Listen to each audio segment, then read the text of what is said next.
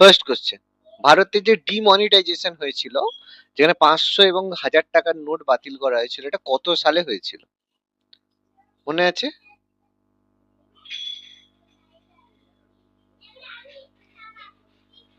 2018। 16তে হয়েছিল তো, দু আশা করি হাজার তারপরে। ষোলোতে হ্যাঁ, এটা হয়েছিল 2016-তে। দেখো দেওয়া আছে ভারত সরকারের যে 2016 সালে 8th নভেম্বর, ডেটটা ছিল 8th নভেম্বর, 500 এবং 1000 টাকার নোট বাতিল ঘোষণা করেছিল, যেটা বেসিক্যালি ছিল কালো টাকা, মানে যে ব্ল্যাক মানি, দুর্নীতি এবং জাল নোটের সমস্যা মোকাবিলার জন্য। তো তৎকালীন প্রধানমন্ত্রী নরেন্দ্রজি মোদী তখন থেকে এখনো রয়েছেন, জাতির উদ্দেশ্যে এক টেলিভিশনে ভাষণ দিয়েছিলেন এবং এতটাই সিক্রেট ছিল কেউ এটা জানতে পারতো না। রাতারাতি ডিমনিটাইজেশন হয়েছিল সেই সময়ে। তো কার কতটা মনে আছে জানি না, কোনো ঘটনা তার সাথে যুক্ত। আমার জিনিসটা খুব ভালোভাবে মনে আছে কেন, কারণ এই নভেম্বরে ঘোষণার পরে ডিসেম্বরে আমার নিজের দিদির বিয়ে ছিল। তো সেই সময় টাকা যেহেতু বাতিল হয়েছে, কিন্তু ওই সময় তো অনেকে ক্যাশ, ওর অনলাইনে তো তখনও তো এইভাবে অনলাইন সিস্টেমটা হয়নি, ওই জন্য সে ক্যাশ, ব্যাংক থেকে যে ক্যাশ তোলা সে এক অন্যরকম ব্যাপার। পরিচিতি না থাকলে ব্যাংক থেকে টাকাই তোলা যাচ্ছিল না, তাই তো? যাই হোক, পরের প্রশ্ন, প্রধানমন্ত্রী কৌশল বিকাশ যোজনা PMKVY কোন বছর চালু হয়েছিল? এটা হয়তো অনেকে করেছে, বিভিন্ন রকমের কোর্স করিয়েছিল, তার সঙ্গে টাকাও দিত। এটা কত সামথিং 1600 বা কিছু সামথিং একটা টাকা দিত সেই সময়। 2015। হ্যাঁ, এটা হয়েছিল 2015, 2015। 2015-তে প্রধানমন্ত্রী কৌশল বিকাশ যোজনা হয়েছিল 2015 সালের 15ই জুলাই। বিশ্ব যুব দক্ষতা দিবস হিসেবে চালু করা হয়েছিল, যার লক্ষ্য ছিল দেশের যুবকদের দক্ষতা প্রশিক্ষণ প্রদান করা এবং তাদের কর্মসংস্থানের উপযোগী করে তোলা। তো এখান থেকে প্রচুর টাকার জালিয়াতি হয়েছিল, প্রচুর টাকার জালিয়াতি বলতে, এবার এটার জন্য প্রত্যেকের কি হয়েছিল, আধার কার্ড নেওয়া হয়েছিল। প্রত্যেকের যদি খেয়াল থাকে, কেউ করেছিল এটা, না কারো করনি, মনে আছে না মনে নেই? কৌশল বিকাশ যোজনা করেছিলে? হতো, তার সাথে টাকা দিত, ব্যাংকিং, রিটেল বিভিন্ন রকমের কোর্স করা হতো। করনি কেউ সেই সময়? আচ্ছা, যাই হোক, সে মানে করিয়েই রেখে দিয়েছিল, কোনো কাজ কিছু হয়নি। ঠিক আছে? তো এখানে বেসিক্যালি আধার কার্ড দিয়ে প্রত্যেক পার্সন অনুযায়ী যে যতগুলো করছে ফ্রিতে কোর্স, তার সাথে সাথে একটা তোমার 1500 টাকা বা 1500 টাকা না 2000 কিছু একটা সামথিং টাকা দিত। এবার সেই টাকাটা দিচ্ছে, তার মানে সরকার বলছে আমার এই টাকা ঘোষণা হয়েছে, একটা লোকের নামে, একজনের নামে একাধিক এরকম ডকুমেন্টস, মানে পুরো ফেক। এভাবে প্রচুর টাকার সেই সময় তছরূপ হয়েছিল। প্রধানমন্ত্রী কৌশল বিকাশ যোজনা PMKVY। আচ্ছা, কৃষি উৎপাদনশীলতা বাড়াতে 12.7 মেট্রিক টন ক্ষমতা সম্পন্ন নতুন ইউরিয়া প্ল্যান্ট কোথায় স্থাপন করা হবে?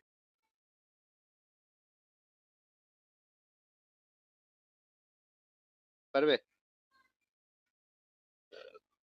প্রথমবার, ভারতে প্রথমবার ইউরিয়া প্ল্যান্ট চালু করা হচ্ছে, হবে আর কি। রাজস্থান। না, এটার অ্যান্সার হবে উড়িষ্যা। এই যে উড়িষ্যার তালচেরে, ঠিক আছে? এবার কি কাজে লাগবে? ফার্টিলাইজার প্ল্যান্ট, ফার্টিলাইজার মানে যে আমাদের যে সার, সেই প্ল্যান্টে 12.7 মেট্রিক টন ক্ষমতা সম্পন্ন নতুন ইউরিয়া প্ল্যান্ট তৈরি করা হবে।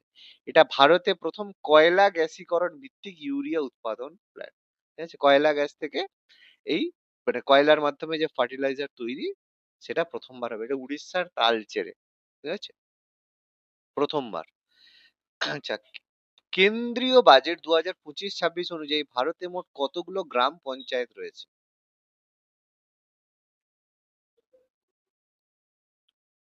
গ্রামের ক্ষেত্রে পঞ্চায়েত হয়, শহরের ক্ষেত্রে মিউনিসিপ্যালিটি হয়। তো ভারতে মোট কতগুলো গ্রাম পঞ্চায়েত রয়েছে? 3.97 লক্ষ। না, 2.68 লাখ। ঠিক আছে? তো 2025-26 বাজেট অনুসারে ভারতে মোট 2.68 লক্ষ গ্রাম পঞ্চায়েত রয়েছে। তো গ্রাম পঞ্চায়েত আমাদের একটা স্বশাসিত সংস্থা। আমরা পড়েছি যে আমাদের শাসন ব্যবস্থা 3 টায়ার গভর্নমেন্টে হয়। ঠিক আছে? 3 টায়ার হয়। প্রথমে রয়েছে সেন্ট্রাল গভর্নমেন্ট, কেন্দ্র সরকার রয়েছে। সেকেন্ড রয়েছে রাজ্য সরকার। আর 3 নম্বরে রয়েছে আমাদের স্বশাসিত।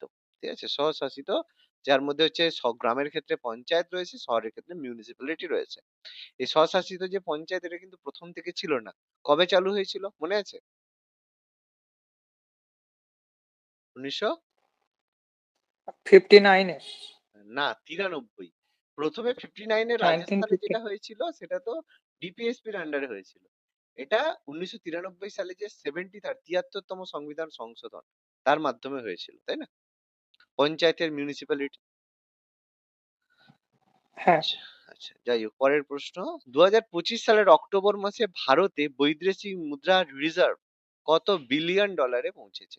মানে ভারতে কি এরকম ফরেন রিজার্ভ করতে হয়, বিদেশি মুদ্রা ভারতে স্টোর রাখতে হয়, না হলে আমরা বিদেশের সাথে ট্রেড করতে পারবো না। তো 2025 সালের অক্টোবর অনুযায়ী ভারতে মোট বিদেশি মুদ্রার রিজার্ভ কত বিলিয়ন ডলার হয়েছে?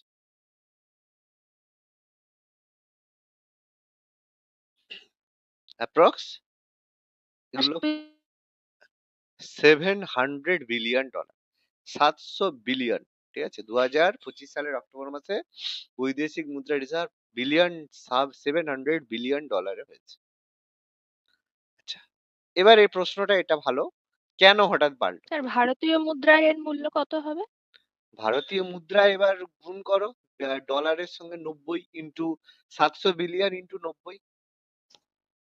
এখন আপাতত মোটামুটি এক টাকা সমান 90, আর এক ডলার সমান 90 টাকা, প্রায় 90-100 টাকার কাছাকাছি। 700 বিলিয়ন ইন্টু 90। পরের প্রশ্ন। 2025 সালের অক্টোবরে ভারতে বৈদেশিক মুদ্রার রিজার্ভ বাড়ার প্রধান কারণ কি? এখনো বাড়ছে, মানে রিজার্ভ বাড়িয়ে যাচ্ছে গভর্নমেন্ট, কেন? স্বর্ণের রিজার্ভ অপশন মূল্য বি, বৃদ্ধি। স্বর্ণের রিজার্ভের মূল্যায়ন বৃদ্ধি। হ্যাঁ, স্বর্ণের রিজার্ভের মূল্যায়ন বৃদ্ধি। ব্যাপারটা কি, এখন সোনার দাম কত কি 1,50,000 না কত, 52 না কত হয়েছে। এবার সোনার দাম এত বাড়ছে কেন? ঠিক আছে, এবার অনেকে ভাবছো যে সোনার দাম তো প্রচুর বাড়ছে, তার মানে আরো বাড়বে, আরো বাড়বে। হ্যাঁ, আরো বাড়বে, আরো বাড়বে, 2 লাখ পেরিয়ে যাবে। ঠিক আছে, কিন্তু একটা সময় পরে, কিছুদিন পরে সোনার আর কোনো দাম থাকবে না। ঠিক আছে, বলবে হঠাৎ করে কি, মানে কেউ যদি এখন ভাবো যে আমি এখন সোনা এই সময় আছে, এই সময় একটু কিনে নি, দিয়ে 10 বছর, 5 বছর, মানে 5 বছর, 8 বছর পরে সোনার দাম আরো দ্বিগুণ হয়ে যাবে। যদি এটা ভেবে থাকো, দেখবে একটা সময় পরে তুমি যে টাকা খরচ করেছো সোনার আর কোনো দাম নেই। হ্যাঁ, কেউ যদি সোনা আগে কিনে রাখে, 2 বছর, মোটামুটি 1-2 বছর পরে যদি বিক্রি করে দেয়, যে টাকা হবে সে টাকায় অন্য কিছু কিনে রাখো, কিন্তু স্বর্ণের রিজার্ভ সোনার দাম কিছুদিন পরে ভীষণই কমে যাবে, আর সোনার কোনো দামই থাকবে না। তার কারণ হচ্ছে, আমি একটু বুঝিয়ে দিচ্ছি কেন সোনার দাম এখন বাড়ছে আর কেন কিছুদিন পরে সোনার কোনো মূল্য থাকবে না। ব্যাপারটা হচ্ছে, আমাদের ভারতে কি হয়, প্রত্যেক দেশ কি হয়, প্রত্যেক দেশে গোল্ড ইম্পোর্ট হয়, সোনা ইম্পোর্ট হয়। এবার ভারতে হয়তো যে গোল্ড আছে, সাপোজ ধরো 1 বছরে ভারতে 10 কেজি সোনা ইম্পোর্ট হয়। ঠিক আছে, সেই 10 কেজি সোনার মধ্যে কিছু সোনা গভর্নমেন্ট রাখে, সরকার নিজের রিজার্ভের জন্য রাখে। সরকার হয়তো 3 কেজি রাখলো, বাকি যে সোনা 7 কেজি কি হয়, মার্কেটে হচ্ছে গয়নার জন্য যায়। ঠিক আছে, এটা ইম্পোর্ট হয়। এবার কোনো সময় সরকার যদি বলে না, আমি প্রতি বছর 10 কেজি সোনা থেকে আমি প্রতি বছর 9 কেজি সোনা আমি স্টোর করব, তাহলে গয়নার জন্য কত সোনা বাকি পড়ে থাকবে? 1 কেজি থাকবে। তাহলে এত যে লোকের সোনার যে ডিমান্ড, সেটা তো আর যেটা 7 কেজি ছিল এত কমে গেল। তাহলে এখন সোনার পরিমাণ কম আসছে, তাহলে কি হবে, দাম বেড়ে যাবে। এই কারণে এখন সোনার দাম বাড়ছে কেন, গভর্নমেন্ট এখন গোল্ড রিজার্ভ বাড়াচ্ছে, গোল্ড রিজার্ভ বাড়িয়ে যাচ্ছে, সেই জন্য এখন সোনার দাম কমছে। তাহলে বলবে, তাহলে সোনা গভর্নমেন্ট একটা টাইম পরে, তাহলে সোনার দাম কিছুদিন পরে কমে কেন যাবে, এটা মনে হতে পারে। এবার হঠাৎ প্রশ্ন হতে পারে, গভর্নমেন্ট হঠাৎ গোল্ড রিজার্ভ করছে কেন? তার কারণ, এতদিন যা কিছু ট্রানজেকশন সব করতে হয়, যে কোনো ধরনের তুমি ব্যবসা করো, কিছু কেনো, তোমাকে কিনতে হয় ইউএস ডলার দিয়ে, আমেরিকান যে ডলার, ডলার দিয়ে। মানে তুমি যদি তেল কিনতে যাও, তাহলে সেই তেল কেনার জন্য তোমাকে একটা ডলার নিতে হবে, সেই ডলারে আগে তোমার টাকাটা কনভার্ট হবে, তারপর তুমি পেমেন্ট করতে পারবে ডলারে। মানে তুমি ইন্ডিয়ান রুপি দিয়ে করতে পারবে না। সাপোজ ধরো সৌদি আরবে কোনো দেশের ক্যাপিটাল হতো রিয়াল, তো তুমি রিয়াল আর ইন্ডিয়ার মধ্যে ট্রানজেকশন তুমি তেল দিয়ে করতে পারবে না, আমেরিকান ডলারের থ্রু দিয়ে তোমাকে করতে হবে। ফলে আমেরিকান ডলার শক্তিশালী আছে, এতে সমস্যা, আমেরিকা সবসময় বলছে আমি যা বলবো তাই শুনতে হবে, এতদিন করে এসছে। কিন্তু প্রেজেন্টলি গভর্নমেন্ট কি করেছে, আমাদের যে আমেরিকা ছাড়া শক্তিশালী দেশ, তারা হচ্ছে BRICS, Brazil, Russia, India, China, South Africa. আরো অনেকে যোগদান করেছে। তো ব্রিক্সরা মিলে একটা কারেন্সি তৈরি করেছে। তো এখন যা ট্রানজেকশন হবে এই ব্রিক্স কারেন্সি দিয়ে ইন্ডিয়া, চায়না, রাশিয়া এরা সব ব্রিক্স দিয়ে কাজ করবে।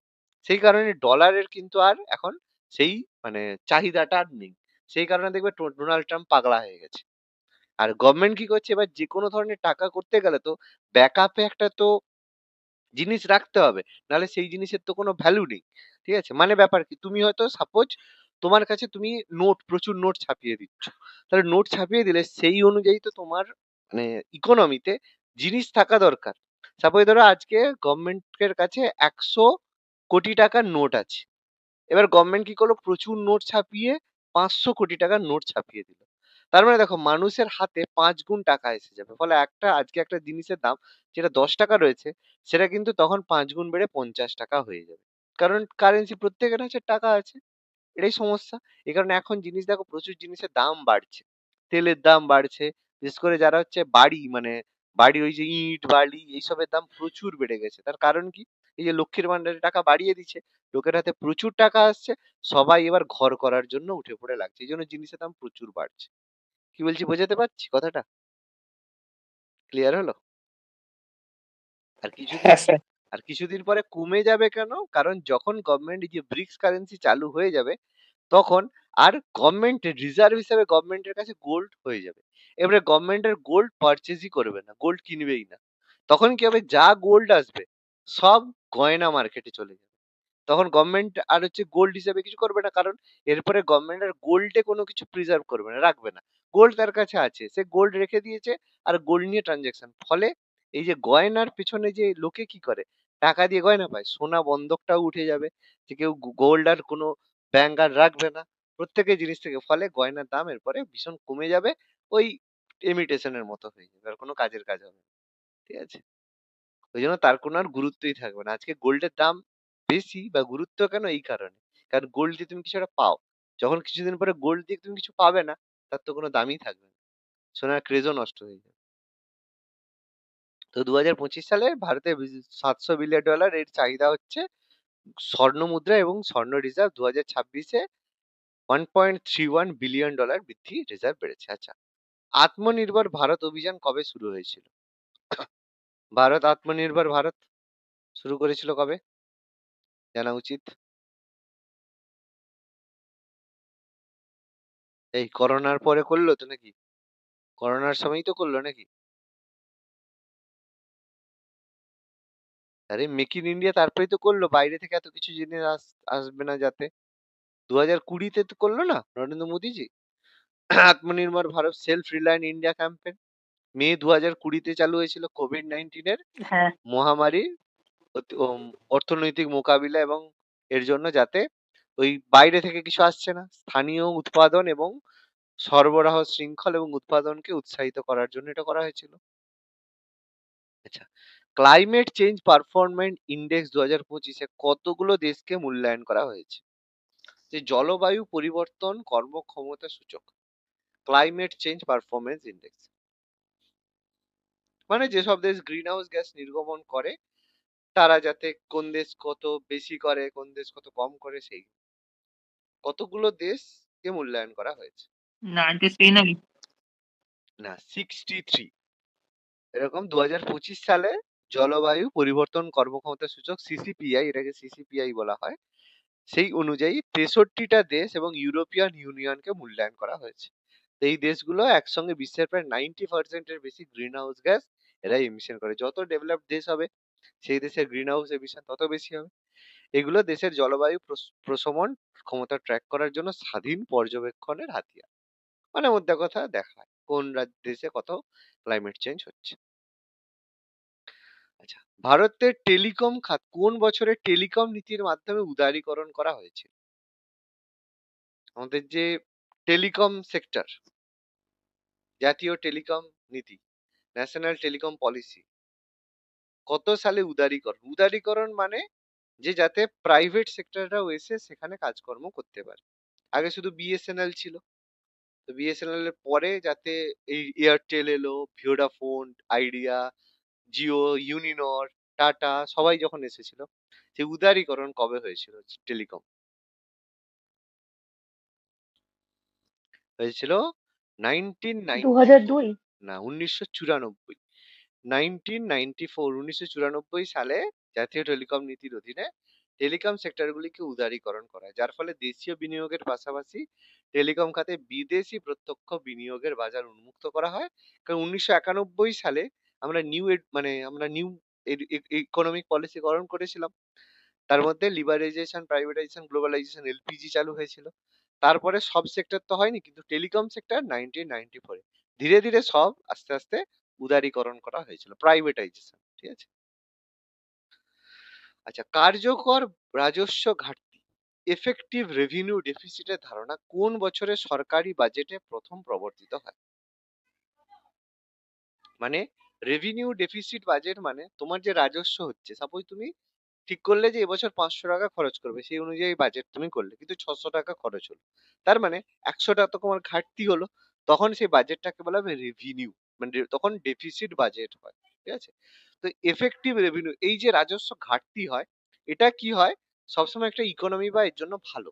এরকম নয় যে 500 টাকার আমি বাজেট ঠিক করেছি, আমার যদি 400 টাকা খরচ হয়, এটা ভালো ব্যাপার নয়। কারণ তুমি যত তোমার ইকোনমি বড় হবে, তত তোমার লাভ বড় হবে। তুমি ভাবো যে কেউ যদি 600 টাকার কাজ করে, সেখান থেকে তার হয়তো 2 টাকা লাভ হচ্ছে, কিন্তু তার ট্রানজেকশন তো বেশি। আর কেউ 200 টাকার কাজ করে 30 টাকা লাভ করেছে, তার ট্রানজেকশন তো কম। সেরকম যত বড় ইকোনমি হবে, সে একটা সময় বড় প্রফিট করবে। ঠিক আছে। ওই জন্য ডেফিসিট বাজেট কিন্তু ভালো। ঠিক আছে। তো এই ধরনের বাজেট ডেফিসিট, এফেক্টিভ রেভিনিউ ডেফিসিটের ধারণা কোন বছর সরকারি বাজেটে প্রথম দেওয়া হয়েছিল? পারবে?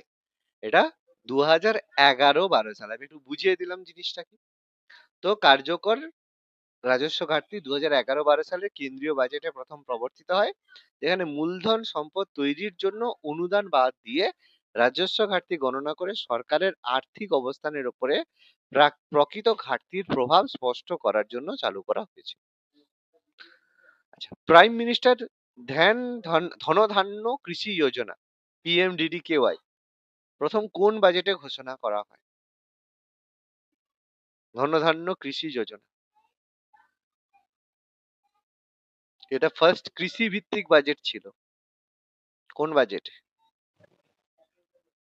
লাস্ট বাজেটে হলো 25-26 যে বাজেটটা হয়েছে, মানে যেটা রিসেন্ট হলো তার আগেরটা, 2025-26। 25-26। হ্যাঁ, 25-26 বাজেটে প্রথম ঘোষণা করা হয়েছিল প্রধানমন্ত্রী ধনধান্য কৃষি যোজনা, যেখানে 100টিরও কম উৎপাদনশীল জেলায় কৃষি উৎপাদনশীলতা বাড়ানোর লক্ষ্য রাখা হয়েছে।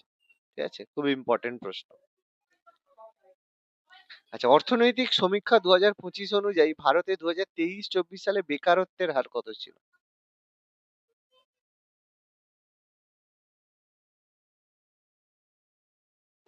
6.5 নাকি? না, 6.5 নয়, কমে গেছে 3.2। সব থেকে ভালো কমে গেছে। ঠিক আছে। 2025 অনুসারে 2023-24 বেকারত্বের হার 3.2, যেটা পূর্ববর্তী বছরের তুলনায় উল্লেখযোগ্য উন্নতি। তার কারণ কর্মসংস্থান বেড়েছে, অর্থনৈতিক পুনরুদ্ধার হয়েছে, তার পিরিয়ডিক লেবার ফোর্স PLFS এর উপর ভিত্তি করে পরিষ্কার এবং কর্মসূচি বাস্তবায়ন মন্ত্রক এটা পরিচালিত করে। যে বেকারত্বের হার কমেছে, ভালো কথা। আচ্ছা, 2025 সালের কেন্দ্রীয় বাজেট অনুযায়ী কোন রাজ্য national institute of food technology NIFTM স্থাপন করা হবে? কোন রাজ্যে? National institute of, Uttar Pradesh. না, এটা হবে বিহার। অনুযায়ী বলা হয়েছে বিহার। 2025 সালের কেন্দ্রীয় বাজেট অনুযায়ী বিহারে national institute of food technology, যেটা এন্টারপ্রেনিয়রশিপ মানে নতুন ব্যবসা শুরু করে এন্টারপ্রেনিয়রশিপ বলা হয়, অ্যান্ড ম্যানেজমেন্ট মানে NIFTM। ঠিক আছে। National institute of food technology, entrepreneurship and management, যার উদ্দেশ্য পূর্বাঞ্চল মানে এই বিহার, উত্তরপ্রদেশ, ঝাড়খণ্ড, ঠিক আছে, এই মানে পশ্চিমবঙ্গ, এগুলোকে নিয়ে পূর্বাঞ্চল বলা হয়। এর খাদ্য প্রক্রিয়াকরণ, ফুড প্রসেসিং শিল্পকে আরো উৎসাহিত। ফুড প্রসেসিং এর মাধ্যমে যত এই যে খাবার, চিপস থেকে শুরু করে বিস্কিট থেকে শুরু করে সবই ফুড প্রসেসিং এর মধ্যেই পড়ে। 1995 সালে বৈশ্বিক বাণিজ্য সংযুক্তি অনুসারে ভারত কোন সংস্থায় যোগ দেয়? মানে 1995 সালে ভারত কোন সংস্থার যোগদান করেছিল? উম, 1995 তো WTO ওয়ার্ল্ড ট্রেড অর্গানাইজেশনে। ওয়ার্ল্ড ট্রেড অর্গানাইজেশন, বিশ্ব বাণিজ্য সংস্থা। ঠিক আছে। তো 1991 সালে অর্থনৈতিক সংস্কারের পর ভারত বিশ্ব বাণিজ্যে অংশগ্রহণ করার জন্য 1995 সালে ওয়ার্ল্ড ট্রেড অর্গানাইজেশনে যোগদান করে। এই ডব্লিউটিও কবে গঠিত হয়েছিল মনে আছে? 1993। 1995 থেকে গঠিত না, হয়েছিল। 93-তে 93, হয়েছিল। আচ্ছা হ্যাঁ, আচ্ছা। 93-তে হয়েছিল। ভারত 95-তে যোগদান করেছিল ডব্লিউটিও-তে। আর লাদেন, ওসামা বিন লাদেন কোথায় অ্যাটাক করেছিল মনে আছে? এই ওয়ার্ল্ড ট্রেড সেন্টার। ওইটা তো এই হোয়াইট হাউস। হ্যাঁ, হয় না, লাদেন যে করেছিল ওয়ার্ল্ড ট্রেড সেন্টারেই করেছিল। এই যে বিশ্ব বাণিজ্য সংস্থা, এদের যে অফিস হেডকোয়ার্টার সেখানে করেছিল। আচ্ছা। ঠিক আছে, হোয়াইট হাউসে নয়। হোয়াইট হাউস তো শুধু প্রেসিডেন্টের বাসভবন, সেটাকে বলে। আর আমাদের যেমন মানে নবান্ন হচ্ছে পশ্চিমবঙ্গের প্রশাসনিক ভবন, তাই তো? নবান্ন কি পশ্চিমবঙ্গের প্রশাসনিক ভবন। আর কেন্দ্র সরকারের প্রশাসনিক ভবন কি? হ্যাঁ। PMO office, prime minister office, তাই তো? সেখান থেকে সমস্ত ডিসিশন হয় যে সরকার কি করবে। সেরকম আমেরিকা, ইউএস এর এরকম প্রশাসনিক ভবন কি কি নামে পরিচিত জানো? হোয়াইট হাউস নয় কিন্তু। তার নাম হচ্ছে, পারবে? তার নাম হচ্ছে পেন্টাগন। নাম শুনেছে পেন্টাগন? এরকম 5টা শেপের এরকম বিল্ডিং রয়েছে পেন্টাগন, দেখেছো না হ্যাঁ, এখন? পেন্টাগন। হ্যাঁ, এটা হচ্ছে পেন্টাগন। ঠিক আছে, পেন্টাগন হচ্ছে আমেরিকার হচ্ছে প্রশাসনিক ভবন। সমস্ত ডিসিশন পেন্টাগন থেকে হয়। আমাদের পশ্চিমবঙ্গের নবান্ন, সেন্ট্রাল গভর্নমেন্টের প্রাইম মিনিস্টার অফিস, আমেরিকার পেন্টাগন থেকে হয়। স্টার্ট আপ কনক্লেভ 2025 কোথায় অনুষ্ঠিত হয়েছিল? মানে বেসিক্যালি যার মাধ্যমে ওই সমস্ত যে স্টার্ট আপ মানে ব্যবসা যারা শুরু করছে তাদেরকে ইনভেস্টমেন্ট দেওয়া হবে, স্টার্ট আপ কনক্লেভ। মুম্বাই। এটা হচ্ছে গান্ধীনগর, গুজরাটের যে ক্যাপিটাল গান্ধীনগরে হয়েছে। স্বরাষ্ট্রমন্ত্রী অমিত শাহ গান্ধীনগরে মহাত্মা মন্দিরে স্টার্ট আপ কনক্লেভ উদ্বোধন করেছিল, যেটা গুজরাটের শিক্ষা বিভাগ দ্বারা আয়োজিত দুদিনের ইভেন্ট, যেখানে 1000টারও বেশি স্টার্ট আপ, 5000-এরও বেশি উদ্ভাবক, 50-এরও বেশি ভেঞ্চার ফান্ড উপস্থিত ছিল। মানে এখানে আলোচনা হবে যে কেউ যদি মনে করে এই স্টার্ট আপটা ভালো কাজ করবে, সেখানে টাকা দিয়ে ইনভেস্টমেন্ট করবে, সবকিছু চলে এখানে। আচ্ছা, ইকোনমিক সার্ভে 2024-25 অনুযায়ী ভারতে কত শতাংশ জনসংখ্যা গ্রামাঞ্চলে বসবাস করে? খুব ইম্পর্টেন্ট প্রশ্ন কিন্তু আমি বের করে দিয়েছি। এরকম নয় যে যেখান সেখান থেকে তোলা, সেরকম প্রশ্ন নয়। মানে পরীক্ষায় ইকোনমি থেকে যে প্রশ্ন এইগুলোই আসবে, এগুলো খুব সিলেক্টিভ ভাবে প্রশ্ন করা আছে। 70%। না, 70% নয়, 63.50%। গ্রামাঞ্চলে বসবাস করে 63.50% মানুষ গ্রামাঞ্চলে বসবাস করে 24-25 সার্ভে অনুযায়ী। ঠিক আছে। আচ্ছা, এপ্রিল 2025 অনুযায়ী আরবিআই ব্যক্তি মার্চেন্ট পেমেন্টের জন্য ইউপিআই এর লেনদেনের সীমা নমনীয়তা 2 লাখ থেকে, সরি 22 নয়, এটা হচ্ছে 2 লাখ থেকে কত পর্যন্ত করা? এতদিন 2 লাখ টাকা করা যেত। ঠিক আছে, কেউ মার্চেন্টে যদি পেমেন্ট করে, এমনি যদি পাঠাও সেভিংসে 1 লাখ যায়। ঠিক আছে, কিন্তু মার্চেন্টে যদি কেউ পেমেন্ট করো 2 লাখ টাকা যায়। 2 লাখ টাকা থেকে বাড়ানো হয়েছে। কত করা হয়েছে? 2 লাখ টাকা থেকে 5 লাখ। বাড়িয়ে, 5 লাখ। জানো না? না জেনে বলছো না, না জেনে বলছো? না, শুনেছিলাম শুনে, বাড়িয়েছে 5 লাখ হ্যাঁ, টাকা, দু মনে লাখ হলো টাকা বলো। থেকে বাড়িয়ে 5 লাখ টাকা হয়েছে। তো 15ই সেপ্টেম্বর 2025 থেকে এনপিসিআই, কারণ এই যে ইউপিআইটা ইউজ করতে দেয় বা ইউপিএস করে NPCI, national payment corporation of India. কেউ যদি ইউপিআই পেমেন্ট করতে যাও, লেখা থাকবে ইউপিআই বাই এনপিসিআই। ঠিক আছে, এখানে শিক্ষা এবং স্বাস্থ্য সেবা খাতে যা যা ব্যবসায়ীদের জন্য ইউপিআই লেনদেনের সেবা 2 লাখ টাকা বাড়িয়ে 5 লাখ টাকা করা হয়েছে। ইকোনমিক সার্ভে 2023-24 অনুসারে 2030 সালে ভারতের মোট জনসংখ্যার কত শতাংশ শহরাঞ্চলে থাকবে বলে অনুমান?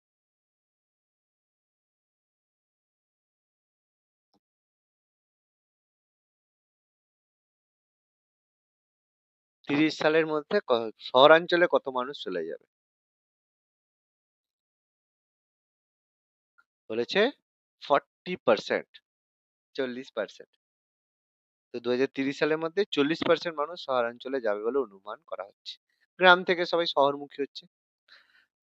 বিশাখাপত্তনম এআই হাব তৈরির জন্য গুগলের সাথে কোন ভারতীয় সংস্থাগুলো যুক্ত হয়েছে? Vizag AI hub. দেখি।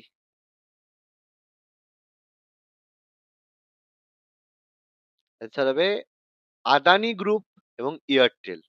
ঠিক আছে। ভারতে প্রথম এআই হাব স্থাপনের জন্য আদানি গ্রুপ থেকে যে এটা এআই কনেক্স এক্স তৈরি করেছে, আর ভারতী এয়ারটেলের সাথে অংশীদারিত্ব করেছে, যেটা অন্ধ্রপ্রদেশের বিশাখাপত্তনমে হবে। যার লক্ষ্য হলো ভারতে এআই গ্রহণকে ত্বরান্বিত করে ডিজিটাল পরিকাঠামোকে শক্তিশালী করা। তাহলে বিশাখাপত্তনম এআই হাব গুগলের সাথে যুক্ত করেছে আদানি গ্রুপ এন্ড এয়ারটেল মিলিতভাবে। 2024 সালে বিশ্বব্যাপী জৈব জ্বালানি ব্যবহারে ভারতের অবস্থান কত ছিল? জৈব জ্বালানি মানে হচ্ছে গ্রিন ফুয়েল।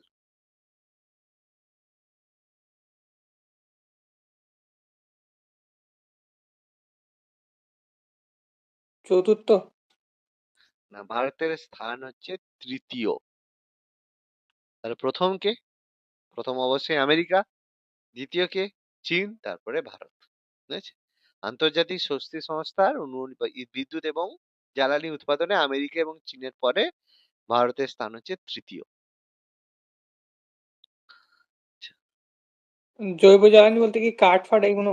না, জৈব জ্বালানি বলতে কয়লা? হাইড্রোজেন ফুয়েল, মানে তোমার কি বলে ওই ইভি, ইলেকট্রিক ভেহিকেল। ঠিক আছে, তারপরে হচ্ছে তোমার গ্রিন হাইড্রোজেন, সেইগুলোর কথা বলছে। ও আচ্ছা, একটা কোশ্চেন, যেরকম জীবাশ্ম জ্বালানি দিক থেকে কতটা? হ্যাঁ।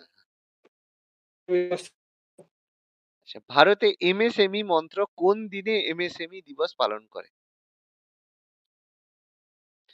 Medium small entrepreneurship MSME, micro micro small medium entrepreneurship MSME দিবস কবে পালন হয়? ইম্পর্টেন্ট প্রশ্ন। 27শে জুন। ঠিক আছে, মনে রাখবে। তো প্রতি বছর 27শে জুন এমএসএমই দিবস পালন করা হয়, যেটা এমএসএমই ক্ষুদ্র মানে ম্যাক্রো এবং মাঝারি উদ্যোগের গুরুত্বকে স্বীকৃতি দেওয়ার জন্য জাতিসংঘ পরিষদ 2017 সালের এপ্রিলের 27শে জুনকে এমএসএমই দিবস হিসেবে ঘোষণা করে। ভারতে প্রথম কৃত্রিম বুদ্ধিমত্তা বিশেষ অর্থনৈতিক অঞ্চল এআইএসইজেড, এতদিন ইকোনমিক এসইজেড হতো, এবার এআইএসইজেড কোথায় স্থাপন করা হচ্ছে? আর্টিফিশিয়াল ইন্টেলিজেন্সের এশিয়া মানে SEZ, special economic zone.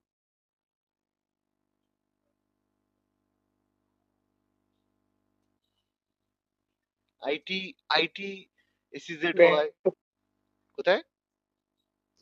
Bangalore? না, অ্যান্সার হবে নিউ রায়পুর, ছত্তিশগড়ে। ভারতে প্রথম এআই কেন্দ্রিক বিশেষ অর্থনৈতিক অঞ্চল ছত্তিশগড় রাজ্যের যে পরিকল্পিত রাজধানী শহর নয়া রায়পুর প্রতিষ্ঠিত হতে চলেছে, যেখানে এআই গবেষণা, উদ্ভাবন এবং উদ্যোগে ভারত সরকারের বৃহৎ প্রচেষ্টা।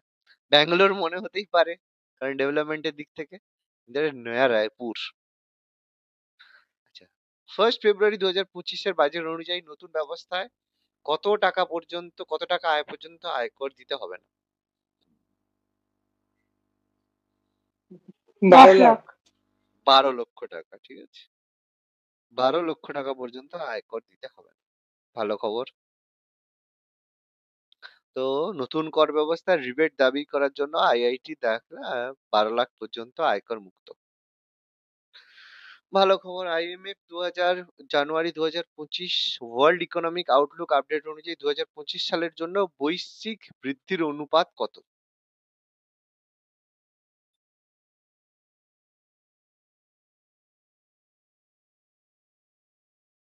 3.7%। 3.3%, 3.3, 3.2 আর 3.3%।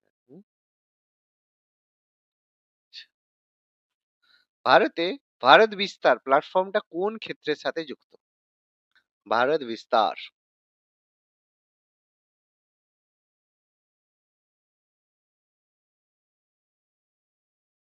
কৃষি। কৃষি, ভেরি গুড।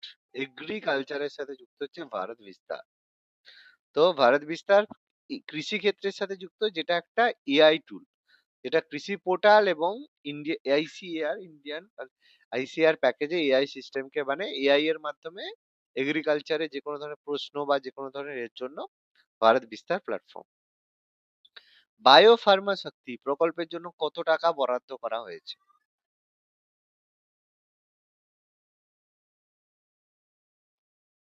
10,000 কোটি।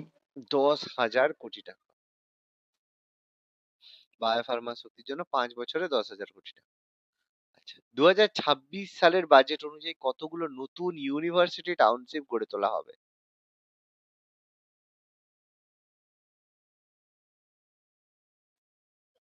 10টা মনে হয়। 5টা। আচ্ছা, তো বাজেট অনুসারে সরকার প্রধান শিল্প এবং লজিস্টিক করিডোরের আশেপাশে 5টা বিশ্ববিদ্যালয় টাউনশিপ তৈরিতে রাজ্যকে সাহায্য করবে, যেখানে পরিকল্পিত একাডেমিক অঞ্চলগুলি একাধিক বিশ্ববিদ্যালয়, কলেজ, গবেষণা প্রতিষ্ঠান, দক্ষতা কেন্দ্র এবং আবাসিক কমপ্লেক্স স্থাপনের উদ্দেশ্য তৈরি করা হয়েছে, যাতে শ্রেণীকক্ষ শিক্ষা এবং বাস্তব জগতে চাকরির চাহিদার মধ্যে ব্যবধান পূরণ করা যায়। আচ্ছা, এটা ভালো প্রশ্ন।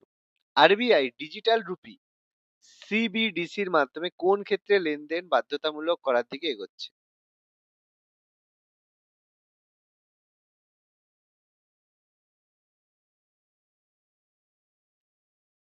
ভালো প্রশ্ন।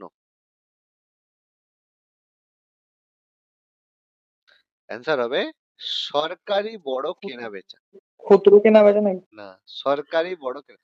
রিজার্ভ ব্যাংক ডিজিটাল রুপি চালু করেছে, বর্তমানে যে খুচরো কেনা সিবিডিসিআর এবং পাইকারি সিবিডিসিডব্লিউ উভয় লেনদেনের জন্য পাইলট প্রকল্পের মাধ্যমে, পাইলট প্রকল্প মানে এর সময় অনেক প্রকল্প হয় যেগুলো চালু করার আগে চেক করা হয় যেটা কার্যকর হবে কিনা। সাপোজ ধরো আমি মনে করছি একটা প্রকল্প চালু করব, আমি কোনো একটা জায়গায় সেটাকে চালু করে দেখলাম সেটা ঠিকঠাক কাজ করছে কিনা, যদি করে তো সেটা সব জায়গায় চালু হবে, যদি না করে তাহলে হবে না। এগুলোকে বলে পাইলট প্রকল্প, ঠিক আছে? তো এই পাইলট প্রকল্পের মাধ্যমে এটা অগ্রসর হচ্ছে, যেটা আরবিআই হচ্ছে কি করছে, সিবিডিসি প্রাথমিকভাবে প্রথম অবস্থায় সরকারের যে সিকিউরিটি রয়েছে জিস্যাক বাজারে ইন্টার ব্যাংকিং যে লেনদেন হয় তার জন্য ব্যবহার করা হচ্ছে, যা সরকারি বড় কেনাবেচার অংশ। ঠিক আছে, এক্ষেত্রে লেনদেন বাধ্যতামূলক করার দিকে এগোচ্ছে আরবিআই। মানে এখন এটা সরকারি বড় কেনাবেচা, তারপর এবার যদি ঠিকঠাক হয় তাহলে সব জায়গায় হবে। ঠিক আছে, কোন দেশ 2025 সালের পূর্ণরূপভাবে ভারতের ইউপিআই গ্রহণ করেছে? ভারতের ফুল ইউপিআই সিস্টেম কোন কোন দেশ গ্রহণ করেছে? মানে তুমি সেখানে যদি ঘুরতে যাও ইউপিআই তে টাকা পেমেন্ট করবে, কোনো চাপ নেই।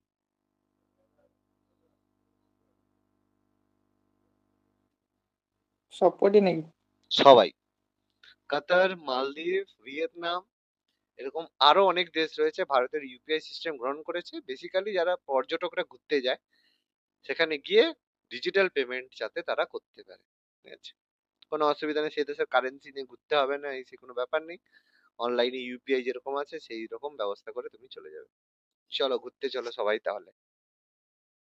টাকা ইনকাম করলেই হবে, ঘুরতে যাওয়ার, বিদেশে ঘুরতে যাওয়াতেও এখন আর কোনো সমস্যা নেই, সবকটি। আচ্ছা, ইউপিআই লাইটেক্স প্রযুক্তির প্রধান বৈশিষ্ট্য কি?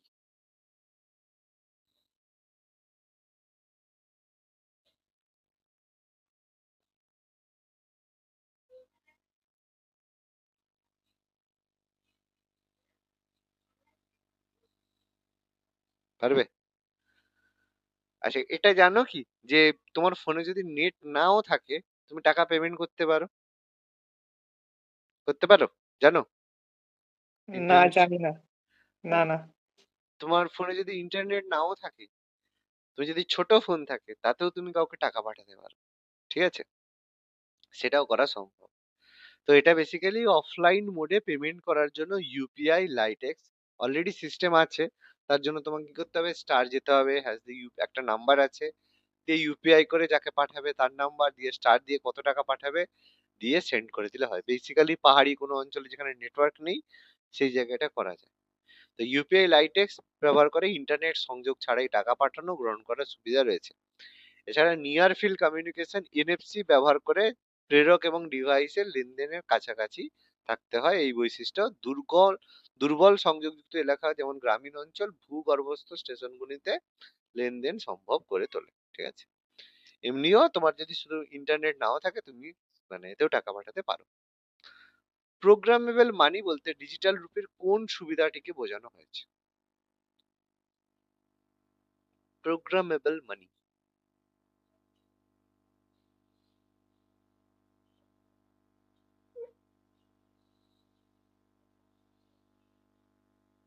পারবে?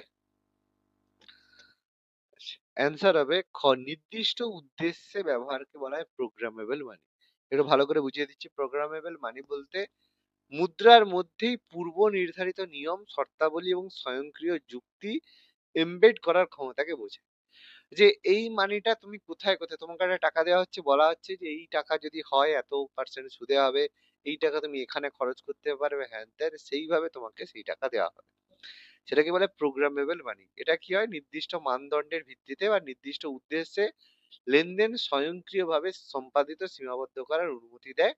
মুদ্রার তুলনায় সার্বভৌম অর্থের একটি উন্নতিগত একটা উদাহরণ দিচ্ছি। তুমি হয়তো আজকে হচ্ছে আমাকে গুগল পেতে কিছু টাকা পাঠালে, সঙ্গে সঙ্গে তোমাকে কি দেয়, কুপন দেয়, যে তুমি যদি বোটের কোনো একটা কিছু কেনো তাহলে 50% অফ পাবে, তাই তো? তাহলে সেখানে তোমাকে একটা সে ক্যাশব্যাক দিল, কিন্তু সেটা কি পূর্ব নির্ধারিত শর্ত, যে তুমি যদি কেবলমাত্র বোট থেকে কেনো তাহলেই দেবে। বা তোমাকে বললো সুপার কয়েন, ফ্লিপকার্টে দেখবে এগুলো সুপার কয়েন দেয়, আবার কিছু যদি পারচেজ করো তাহলে সেই সুপার কয়েন তুমি ব্যবহার করতে পারো। কি বলছি বোঝা গেছে? এইগুলোকে প্রোগ্রামেবল মানি বলা হয়। বুঝতে পেরেছি? আচ্ছা, হ্যাঁ ইউপিআই এর মাধ্যমে ঋণ, ক্রেডিট অন ইউপিআই ব্যবস্থার প্রধান সুবিধা কি?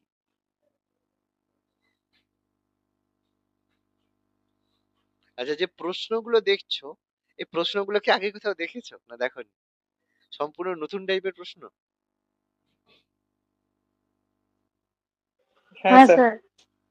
সম্পূর্ণ নতুন টাইপের প্রশ্ন, কারণ এগুলো আগেকার ইকোনমির মধ্যে তো নয়, প্রেজেন্টলি এইসব জিনিস চলছে, ফলে এইসব জিনিসের প্রশ্ন হচ্ছে।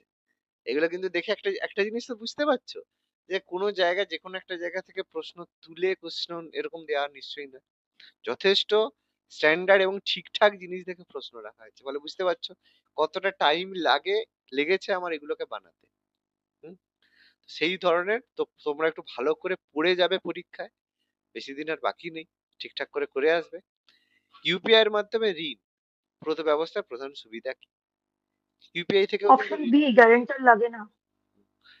অ্যান্সার হবে, এর কথার মানে হচ্ছে যে, যেটা অ্যান্সার হবে, কোনো নথিপত্র ছাড়াই তাৎক্ষণিক লোন। তোমার দেখবে তোমার যদি ইউপিআই থাকে, ক্রেডিট কার্ড যদি থাকে, ঠিক আছে, সাপোজ ধরো তোমার কাছে ক্রেডিট কার্ড আছে, তুমি ক্রেডিট কার্ড থাকলে লোন পেতে পারো তো, দেখবে কোনো নথিপত্র লাগে না, কিছুই লাগে না, তুমি যাবে, লোন চাইবে। ক্রেডিট অন ইউপিআই ব্যবস্থার প্রধান সুবিধা, পূর্ব অনুমোদিত তহবিলের একটি পুল, যেখানে ইউপিআই অ্যাপের মাধ্যমে তুমি তুমি পেয়ে যাবে, কোনো নথিপত্র লাগবে না, সহজেই তোমাকে ক্রেডিট দিয়ে দেবে। পাওয়া যায় তো নাকি এখন লোন, না ব্যাংকে যেতে হয়? পাওয়া যায়, জানো না জানো না? হ্যাঁ বিভিন্ন অ্যাপ আছে, হ্যাঁ স্যার, জানি। ডাইরেক্ট তুমি ওখান থেকে মারবে, তোমার যদি ক্রেডিট স্কোর ভালো হয় তোমার দিবে। তার মানে এই নয় যে তুমি হঠাৎ করে একটা অ্যাকাউন্ট খুলে সঙ্গে সঙ্গে লোন চাইলে দেবে না, তোমাকে দেখাতে হবে সেই অ্যাকাউন্ট থেকে তুমি কত ট্রানজেকশন করেছো, সেই অনুযায়ী তোমার একটা, দেখা গেল তুমি ক্রেডিট কার্ড অলরেডি ব্যবহার করছো, হয়তো অ্যাক্সিস ব্যাংকের ক্রেডিট কার্ড তুমি ব্যবহার করছো, এবার তুমি যখন সেখান থেকে তুমি লোন চাইতে যাবে তোমাকে দিয়ে দেবে, কারণ জানে এই লোকটা এতদিন ধরে ব্যবহার করছে, ক্রেডিট স্কোর ভালো। তুমি হঠাৎ করে অ্যাকাউন্ট খুলে কোনোদিন কিছু চাওনি, লোন ব্যবহার করোনি, হঠাৎ করে তোমাকে দেবে না। ঠিক আছে, মানে যে ব্যবহার করে তাকে দেবে, তুমি হঠাৎ করে কেউ চাইলে দেবে না। আচ্ছা, ভারতের কোন দুটি স্থানের মধ্যে টাটা গ্রুপের বড় সেমিকন্ডাক্টর প্ল্যান্ট তৈরি হচ্ছে? খুব ভালো প্রশ্ন।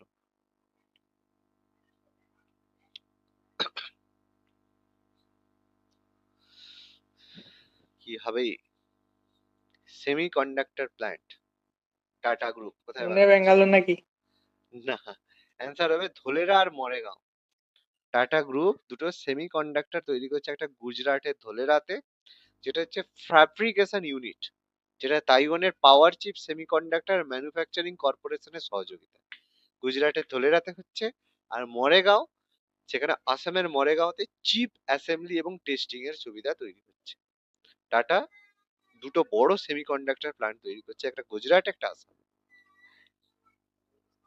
আচ্ছা, চায়না প্লাস ওয়ান স্ট্র্যাটেজি ভারতের অর্থনীতির কোন বিষয়ের সঙ্গে সম্পর্কিত?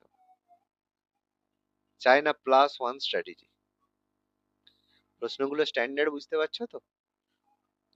রিসেন্ট ইকোনমিক অ্যাফেয়ার্স এর উপরে প্রশ্ন, এবং এক্সামের জন্য এগুলো ভীষণ ভাইটাল প্রশ্ন। পরীক্ষা এসে গেলে হাঁ করে বসে থাকবে, কারণ এগুলো শোনোনি এইসব জিনিসগুলো।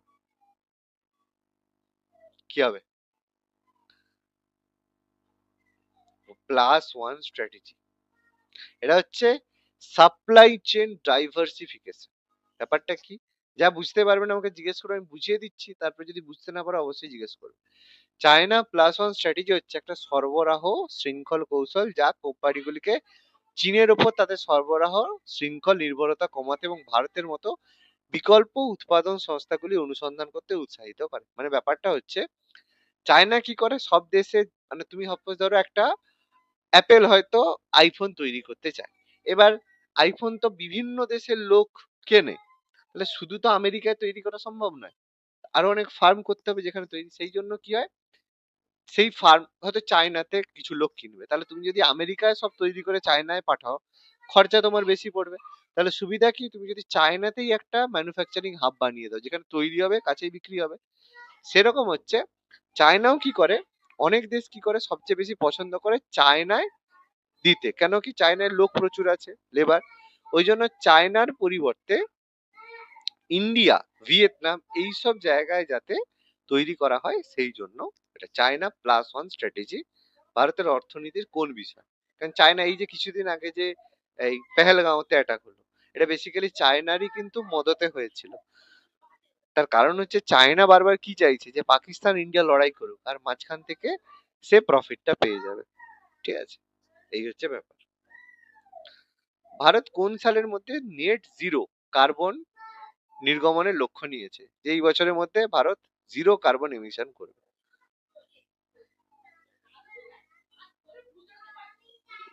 50 না, 2070। তো ভারত বলা হয়েছে 2070 সালের মধ্যে নেট জিরো কার্বন এমিশনের লক্ষ্য নিয়েছে, যেটা 2021 সালে গ্লাসগোতে CP26 সম্মেলনে নরেন্দ্র মোদী এটা ঘোষণা করেছে। প্রধানমন্ত্রী সূর্য ঘর যোজনা, যেটা মুক্ত বিদ্যুৎ যোজনার কত কোটি বাড়িতে সোলার প্যানেল লাগানো হবে?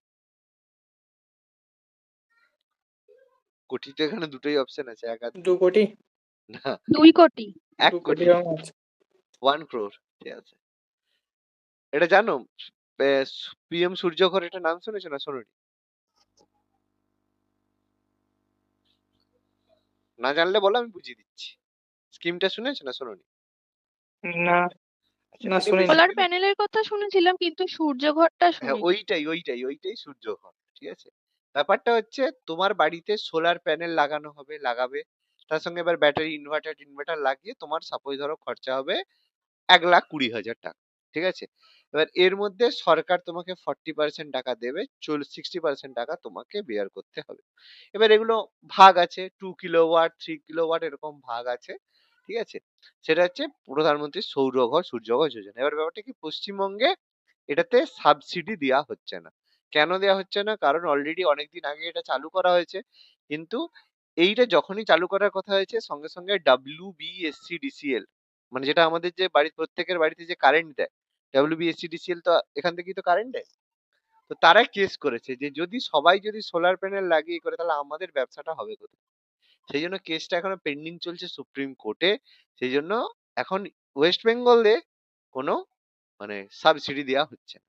তো এটা আমি অনেকদিন আগে লাগানোর কথা ভেবেছিলাম, 2021 সালে। ঠিক আছে, আমি তারপরে লাগাতে পারিনি, কারণ সাবসিডি দেওয়া হচ্ছে না বলে। সাবসিডি যেদিন দেবে সেদিন লাগিয়ে নেবো। ঠিক আছে, তাহলে এখন এমনি লাগাতে পারো, খরচা বেশি হবে, তোমার যদি 1 লাখ টাকা খরচ হয় তখন 1 লাখ টাকাই 1,20,000 টাকাই তোমাকে দিতে হবে। তাহলে 40 তোমার যদি 1 লাখ টাকা সাপোজ খরচা হয়, তাহলে তুমি 60,000 টাকা খরচা করলে সরকার 40,000 টাকা দিল। তাহলে একটু ওয়েট করে যাও, কিছুদিন পরে সরকার যদি কেসটা উঠে যায়, সরকার যদি করে দেয় তাহলে আলাদা। ঠিক আছে, 300 ইউনিট পর্যন্ত দেয়া হবে। এখানে ইন গ্রিড অফ গ্রিড ব্যবস্থা আছে, অনেক কিছু জিনিস আছে। আচ্ছা, পুরোটা সরকার থেকে প্রোভাইড করবে না? না পুরোটা দেবে না, পুরোটা পুরো পুরোটা দেবেন, প্রোভাইড করলে তো হয়ে যেত। পুরোটা দেবেন। রেয়ার আর্থ করিডোর তৈরির প্রধান উদ্দেশ্য কি? আর টাকাটা সেন্ট্রাল গভর্নমেন্ট, রাজ্য সরকারের নয়।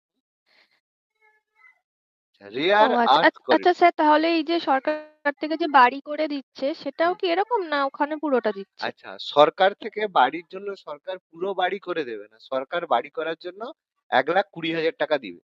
ঠিক আছে, এবার আজকের দিনে 1,20,000 টাকায় তুমি কোনোদিন একটা বাড়ি বানাতে পারবে না, আচ্ছা আচ্ছা। এক কামরাও বাড়ি বানাতে পারবে না। ঠিক আছে, কারণ একটা ঘর বানাতে যে বালি, আমি তোমাকে রেট বলে দিচ্ছি, কারণ আমি রিসেন্টলি আমাদের ঘর বানানোর একটু চলছে, কাজ চলছে। এখন বালি কিনতে যাবে, এক লরি বালির দাম 89,000 টাকা। এক লরি যদি এক লরি বালি কেনে, ঠিক আছে, যেটা কিছুদিন আগে, 15 দিন আগে এটা ছিল, 15-20 দিন আগে এটার দাম ছিল 80,000 টাকা। 10 থেকে 15 দিন এটা 9,000 টাকা বেড়ে গেছে। ঠিক আছে, একটা ইট কিনতে যাবে 13,000, মানে 13.5 টাকা করে ইট।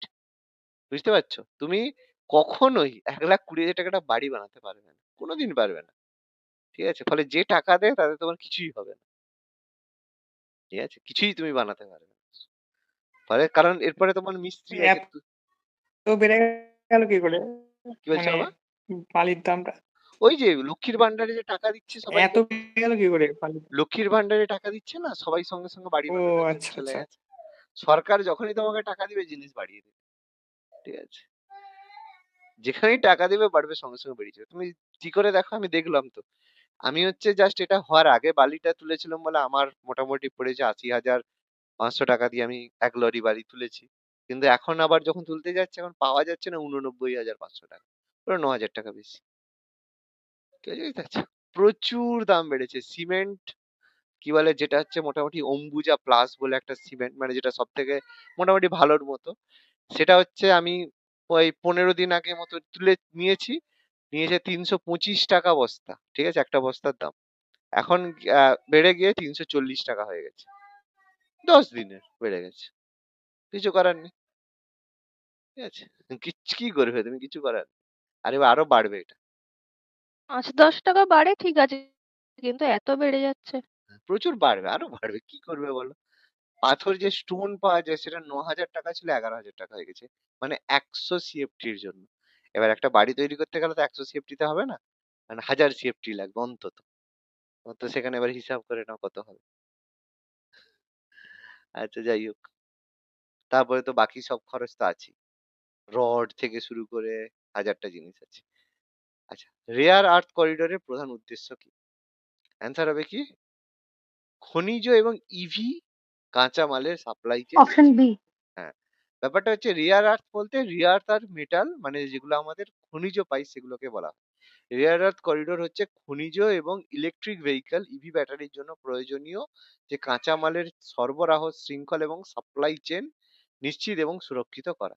এটা একটা ভৌগোলিক অঞ্চল বা উদ্যোগকে বোঝায় যা বিরল মৃত্তিকা উৎপাদন, রেয়ার আর্থ এলিমেন্ট, খনিজগুলোর উত্তোলন, প্রক্রিয়াকরণ এবং বিতরণের উপরে মানে রেয়ার আর্থ এলিমেন্ট গুলোকে তুলতে হবে, তো তুলে নিয়ে সেগুলোকে পিউরিফাই করে বিতরণ করতে হবে, দেখতে হবে যেগুলো আমাদের প্রেজেন্ট যে আধুনিক প্রযুক্তি, বিশেষ করে ইলেকট্রনিক্স এবং পুনর্নবীকরণ শক্তি, মানে ওই যে মানে আমাদের সোলার, সেই যে ব্যবহার করছি সেই শক্তির জন্য অপরিহার্য।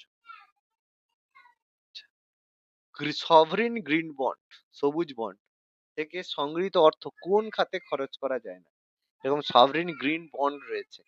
ঠিক আছে, হয়তো অনেক কিছু শোনোনি, অনেক প্রশ্ন আছে যেগুলো প্রশ্ন শোনোইনি, জানোই না। ইকোনমিক্স এর জায়গাগুলো আসলে কি করবে বলো, মানে কিন্তু পরীক্ষার সময় প্রশ্ন এসে গেলে তো ছেড়ে দিয়ে আসতে হয়।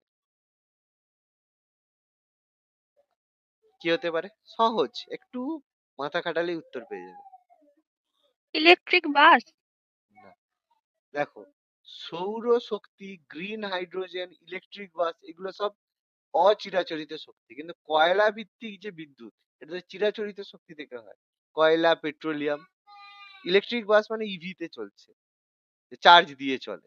গ্রিন হাইড্রোজেন তোমার হচ্ছে সৌরশক্তি, তাহলে এগুলো তোমার গ্রিন বন্ডের মধ্যে পড়ে। কিন্তু কয়লা ভিত্তিক যে উৎপাদন, পেট্রোলিয়াম ভিত্তিক, এগুলো গ্রিন বন্ডে পড়ে না। কি বলছি বোঝা গেছে? কারণ গ্রিন বন্ডে সেগুলোই পড়ে যেগুলো পরিবেশ বান্ধব প্রকল্পের জন্য তহবিল, মানে যার ফলে প্রাকৃতিক দূষণ হয় না, পরিবেশ দূষণ হয় না। ঠিক আছে, যার মধ্যে এই যে সৌরশক্তি রয়েছে, গ্রিন হাইড্রোজেন রয়েছে, বৈদ্যুতিক বাস রয়েছে, তারপর তোমার ধরো ওই সোলার প্যানেল, মানে বায়ু শক্তি, জোয়ার ভাটার শক্তি, সেই সব জিনিস রয়েছে। কিন্তু হবে না কোনগুলো? কয়লা ভিত্তিক, মানে যেগুলো গ্রিন হাউস গ্যাস সম্পর্কিত। তারপরে তোমার ওই যে পেট্রোলিয়াম এর জিনিস, সেগুলো। ঠিক আছে। আচ্ছা, লাইফ এর পুরো নাম কি? LIFE,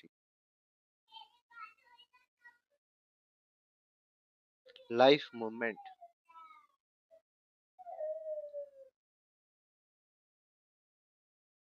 আচ্ছা, এটার ফুল ফর্ম হবে lifestyle for environment. Liberty for energy.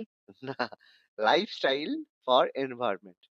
পরিবেশ সচেতন জীবনধারা এবং অপচয়ের পরিবর্তে সচেতন ভোগ প্রচারের জন্য COP26 এ প্রধানমন্ত্রী নরেন্দ্র মোদী এই উদ্যোগটি চালু করেছে।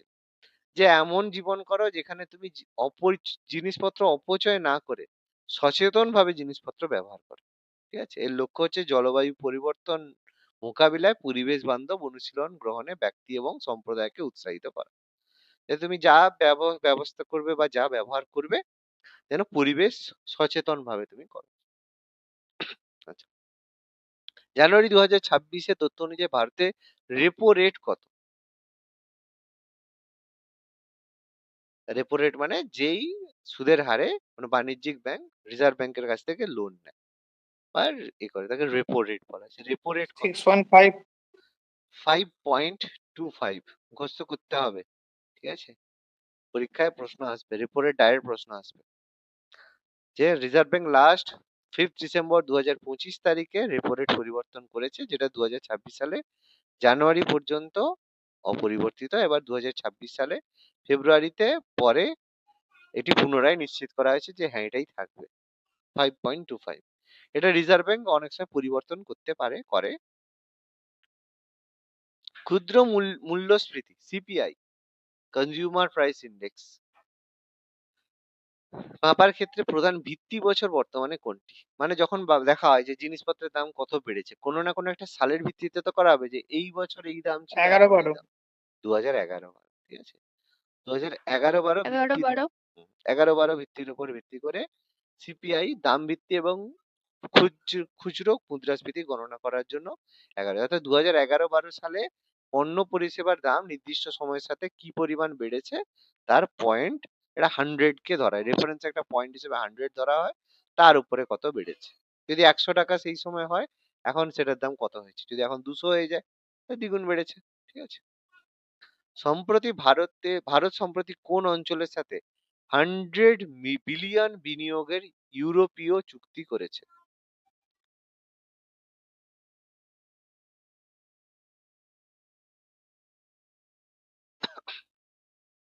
এটা পারবে। এটা বেসিক্যালি ইউরোপীয় আমেরিকা। না, ইউরোপীয়, এই যে আমেরিকাকে কাউন্টার করার জন্য ইউরোপীয় ইউনিয়নের সাথে করেছে। একটু বুঝিয়ে দিচ্ছি। দেখো, আমেরিকায় যে কিছুদিন আগে তো খবর পেয়েছিলাম ন্যাটো। ঠিক আছে, ন্যাটোর নাম শুনেছো তো? North Atlantic treaty organization. হ্যাঁ। তো ন্যাটোটা কি হ্যাঁ। ছিল? ন্যাটো ছিল আমেরিকার সঙ্গে ইউরোপের একটা সামরিক চুক্তি, যার মাধ্যমে কেউ যদি এই ন্যাটো কান্ট্রির উপরে অ্যাটাক করে বা আমেরিকার উপরে অ্যাটাক করে, তাহলে সেই দেশগুলো একসাথে লড়াই করবে। ঠিক আছে, মানে আমেরিকা আর ইউরোপের মধ্যে ন্যাটোর মাধ্যমে যুক্ত ছিল এটা। কিন্তু কিছুদিন আগে যখন আমেরিকা বললো গ্রিনল্যান্ড দখল করে নিবে, এইসব ব্যাপার বলছে। ঠিক আছে, যখনই বলছে আমেরিকার সঙ্গে মানে ইউরোপের এখন মানে সম্পর্ক খুব খারাপ। ইংল্যান্ড বলো, ফ্রান্স বলো, প্রত্যেকের সাথে আমেরিকার এখন সম্পর্ক খারাপ। এই জন্য কি করেছে, সেই সুযোগটা ভারত নিয়ে নিয়েছে। ভারত ওই জন্য ইউরোপিয়ান ইউনিয়নের সাথে, ইউরোপিয়ান ইউনিয়নের মধ্যে যার মধ্যে ইংল্যান্ড পড়ছে, ফ্রান্স পড়ছে, স্পেন পড়ছে, জার্মানি পড়ছে, যারা ইউরোপের পাওয়ারফুল দেশ তারা সবাই রয়েছে। তো তারা ইন্ডিয়ার সাথে ফ্রি ট্রেড এগ্রিমেন্ট করে নিয়েছে, যে ইন্ডিয়ার সাথে ইউরোপের যা ট্রেড হবে কোনো রকমের পয়সা লাগবে না, ট্রেডের জন্য কোনো পয়সা লাগবে না, ইন্ডিয়াও যা খুশি ইউরোপে বিক্রি করতে পারে, ইউরোপেও যা খুশি, ফলে জিনিসপত্রের দাম কমে যাবে, আর যা ট্রানজেকশন হবে সব মানে মার্কিন ডলারে আর হবে না, এমনি ডলারে হবে। ব্যাস, তার মানে আমেরিকার সঙ্গে সবাই এখন সম্পর্ক ছিন্ন করছে। স্যার সেদিকে এই জন্য আমেরিকার এখন ডোনাল্ড ট্রাম্পের এখন মাথা খুব খারাপ, কারণ যখনই ইউরোপের সঙ্গে ট্রেড হচ্ছে, তাহলে আমেরিকার জিনিসপত্র আর কে কিনবে? তাহলে আমেরিকার এখন সমস্যা, কিন্তু আমেরিকার তো খরচ তো প্রচুর, আমেরিকা তো চারদিকে এত খরচ করে দিচ্ছে, এত মিলিটারি চারিদিকে রেখেছে, খরচ তো প্রচুর, কিন্তু টাকা যদি ইনকাম না হয় তাহলে কি হবে?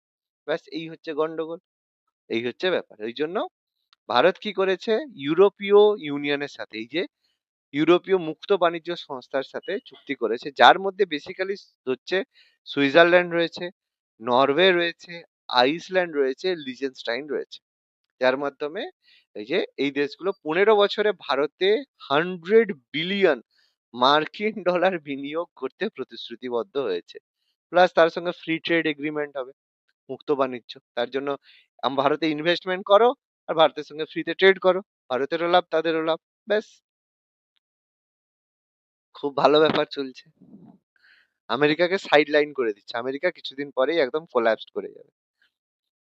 এই ব্যাপারটা হচ্ছে একই ভুল প্রথম থেকে প্রত্যেকটা দেশ, যত দেশ সুপার পাওয়ার ছিল, মানে সমস্ত দেশে তাদের উপনিবেশ ছিল, সুপার পাওয়ার আস্তে আস্তে একদম জিরো হয়ে গেছে। তো সেরকমের মধ্যে যে ভুল প্রথমে স্পেন করেছে, স্পেন একসময় সুপার পাওয়ার ছিল, মানে যে কেউ হারাতে পারতো না, সে হারিয়ে সে শেষ হয়ে গেল।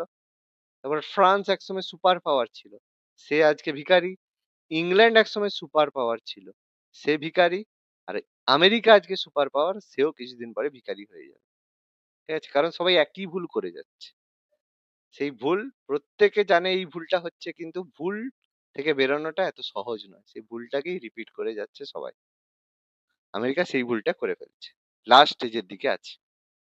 ভারতের কোন প্রতিরক্ষা পণ্যটি বর্তমানে ফিলিপিন্স এবং ভিয়েতনামে রপ্তানি হচ্ছে? কোন জিনিস পাঠাচ্ছে পারবে? ফিলিপিন্স আর ভিয়েতনামে ভারত পাঠাচ্ছে। তেজস তেজস নাম। Fighter jet. না, তেজস পাঠাচ্ছে না, ব্রহ্মোস মিসাইল পাঠাচ্ছে, ব্রহ্মোস। ব্রহ্মোস। হ্যাঁ, রাফাল কোথা থেকে আসে? রাফাল কিন্তু ইন্ডিয়ার পণ্য নয়, রাফাল ইন্ডিয়া কোথা থেকে নিয়ে আসে? France Japan. ফ্রান্স থেকে রাফাল চুক্তি হয়েছিল না, মনে ফ্রান্স আছে? ফ্রান্সের হ্যাঁ, ফ্রান্সের রাফাল। ফ্রান্স তেজস, ব্রহ্মোস এগুলো আমাদের, ঠিক আছে, ইন্ডিয়ান হচ্ছে জিনিস।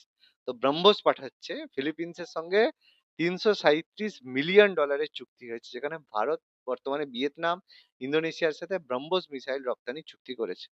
ফিলিপিন্স প্রথম দেশ হিসাবে এই ক্ষেপণাস্ত্র পাচ্ছে। আর তো ভারতে প্রথম বুলেট ট্রেন, ভারত স্পিড ট্রেনটি কোন রুটে চালু হয়েছে? প্রথম bullet train, bullet train Vande Bharat নয়, বুলেট ট্রেন ভারতে চালু হচ্ছে, কোথা থেকে কোথায় চলবে?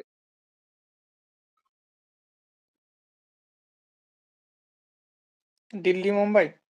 দিল্লি, কলকাতা মুম্বাই। দিল্লি। না না, কলকাতা দিল্লি হবে না গো। দিল্লি মুম্বাই, অ্যাকচুয়ালি প্রকল্পটা হয়েছে মুম্বাই টু আহমেদাবাদ, ঠিক আছে, এবার সেটা এক্সটেন্ডেড হচ্ছে দিল্লি পর্যন্ত, কিন্তু অপশন এই যে বুলেট ট্রেন প্রথম মুম্বাই টু আহমেদাবাদ কানেক্ট হচ্ছে। এবার 508 কিলোমিটার দীর্ঘ, পশ্চিম ভারতের মহারাষ্ট্র গুজরাটের সংযোগ, জাপানের সহযোগিতা হচ্ছে, ঘন্টায় 320 কিলোমিটার স্পিডে যাবে। আর মুম্বাই আহমেদাবাদ রুটটা হচ্ছে প্রথম, এবার এখান থেকে এক্সটেন্ডেড হয়ে এটা দিল্লি পর্যন্ত হবে, মানে কাজ হবে দিল্লি পর্যন্ত, প্রথমে চালু হবে মুম্বাই টু আহমেদাবাদ, তারপরে দিল্লি পর্যন্ত এটা চালু হবে। হুম। বিশ্বের প্রথম অর্থনীতিতে, বৃহত্তম অর্থনীতিতে ভারত কততম স্থানে রয়েছে?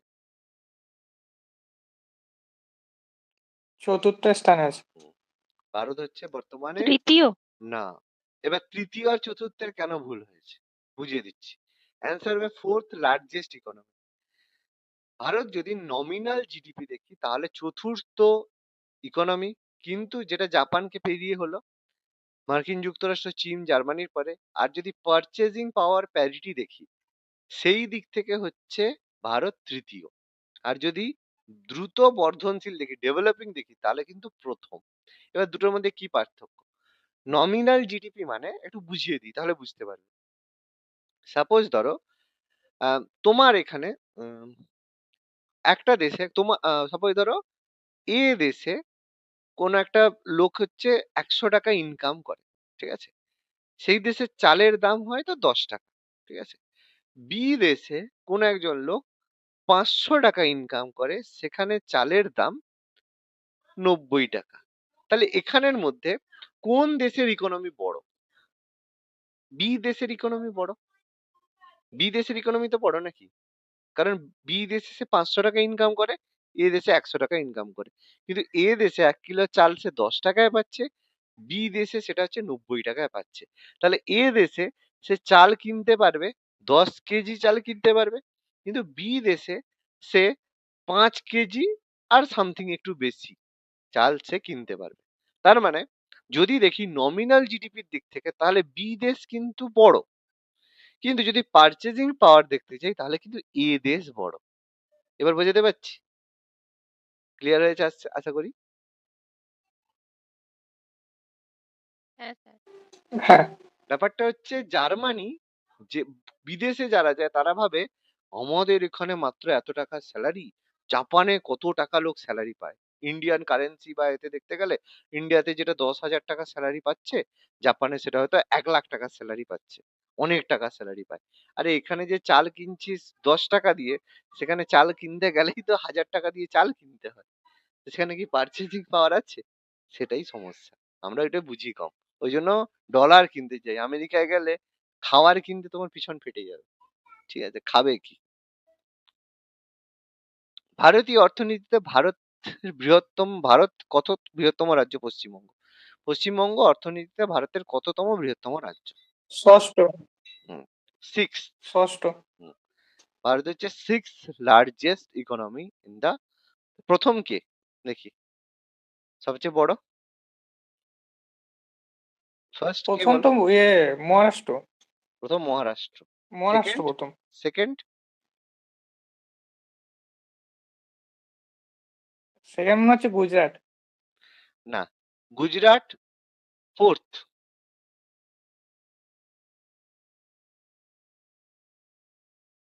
সেকেন্ড 5 পর্যন্ত দেখি, ট্রাই করো দেখি, বলো আর কি হতে পারে। উত্তর নাকি? উত্তরপ্রদেশ। উত্তরপ্রদেশ ফিফথ।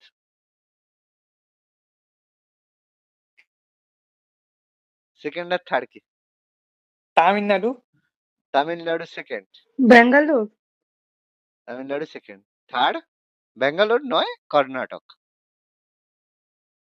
ঠিক আছে, এই হচ্ছে আমাদের। কর্ণাটক। হ্যাঁ, তাহলে এই হচ্ছে আমাদের সিকোয়েন্স। তাহলে Maharashtra first, Tamil Nadu second, Karnataka third, Gujarat fourth, Uttar Pradesh fifth, আর পশ্চিমবঙ্গ আমাদের সিক্সথ। মনে রাখবে, ঠিক আছে? আচ্ছা, নির্মলা সীতারামন কততম কেন্দ্রীয় বাজেট পেশ করলো? 9 বছর। 9 নম্বর। 9 বছর। 9 নম্বর, 9 বছর। নির্মলা ম্যাডাম 9 বার। আচ্ছা, ভারতের বাজেট 2026-27 স্বাস্থ্য খাতে বিশেষ উদ্যোগিত ঘোষিত উদ্যোগ কি?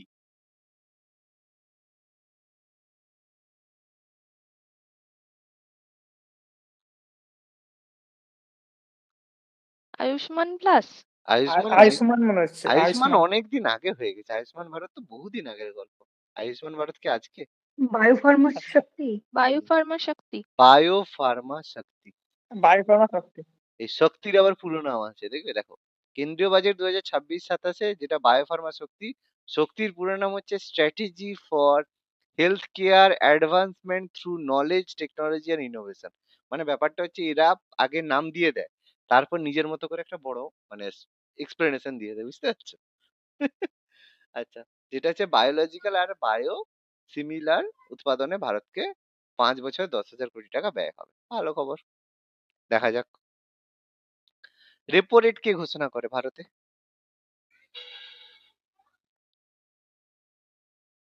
Reserve RBI. Bank. Reserve bank. Reserve bank. RBI repo rate ঘোষণা করে, সিধি বাত নো বকওয়াস। আরবিআই রেপো রেট ঘোষণা করে।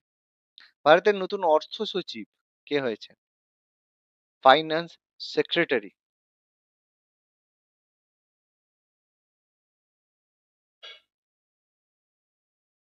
অজয় শেঠ।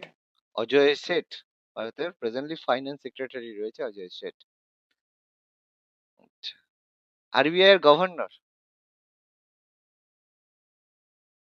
শক্তিকান্ত বর্তমানে। শক্তিকান্ত আছে? শক্তিকান্ত তো চলে গেল বাবা। সঞ্জয় সঞ্জয় মালহোত্রা। মালহোত্রা। Oh sorry, Sanjay Sanjay Malhotra. মালহোত্রা, শক্তিকান্ত সঞ্জয় বলছি। মালহোত্রা 26, শক্তিকান্ত বাবু 25তম ছিল, এর আগে ছিল। তাহলে সঞ্জয় মালহোত্রা 24-এই পেয়ে গেছে তো শক্তিকান্ত দাসের জায়গায় এসছে।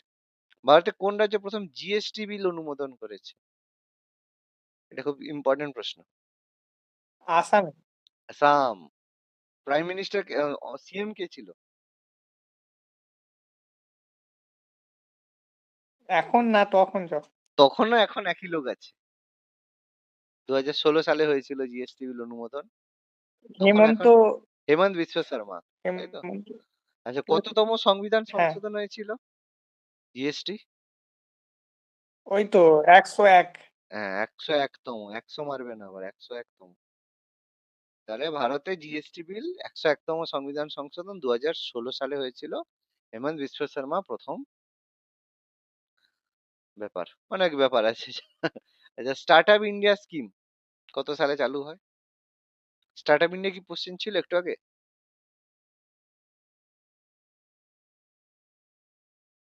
যাই হোক, ঠিক আছে। স্টার্ট আপ ইন্ডিয়া কবে? 2016, 2016। স্টার্ট আপ ইন্ডিয়া দেশের বিভিন্ন স্টার্ট আপকে তৈরি করার জন্য 2015 সালে ভাষণে বলেছিল, কিন্তু শুরু হয়েছিল 2016 সালে। আচ্ছা, এবছর ব্রিক্স কোন দেশ করবে? ব্রাজিল। ব্রিক্স ব্রাজিল করবে, তাহলে এর আগে কোন দেশ হয়েছিল?